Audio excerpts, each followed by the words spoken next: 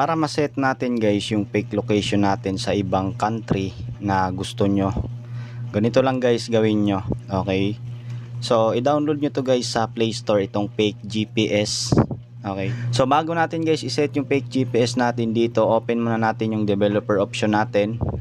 So sa mga wala pang developer, kailangan nyo lang siya guys i-activate. Punta kayo ng about phone, tapos dito sa version, itap nyo po yung build number na to 7 times hanggang sa pag may ganyang notif na lumabas, ibig sabihin yan is activated na or naka-enable na sa inyo yung developer option, no? So sa akin, makikita ko po siya dito sa additional settings, then andito po siya developer options.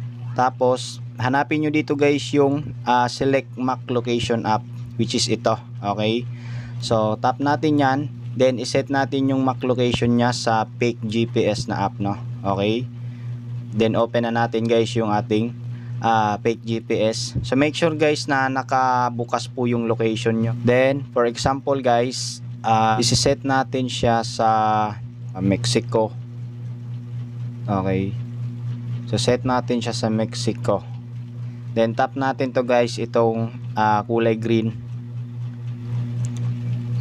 So ayan, yung GPS natin is nakaset na po siya sa Mexico, no? Okay, so ngayon balik tayo guys sa Mobile Legends natin. Yan, tapos i-click natin to, itong may location na country, location base natin. So we need access to your location input to provide you with location based game feature. So click natin yung okay. So allow natin siya guys. So your current location is Mexico, Villa de Cos. Do you want to set it in this new location?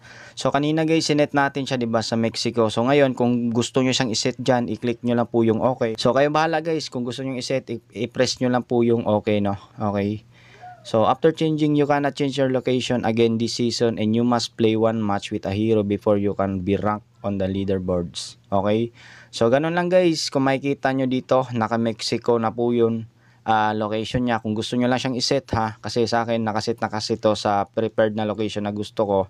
So kayo na pong bahala guys, no? Basta iset nyo lang po yung fake location nyo or fake GPS location nyo sa country na gusto nyo siyang ilagay, no? Or iset nyo siya sa country.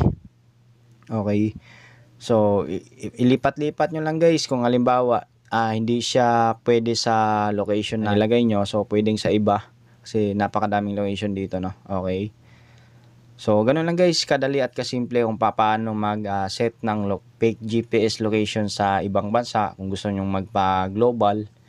Okay, so ganito lang guys, kadali at kasimple, no? Okay, so ayun lang guys, at maraming salamat po. Peace.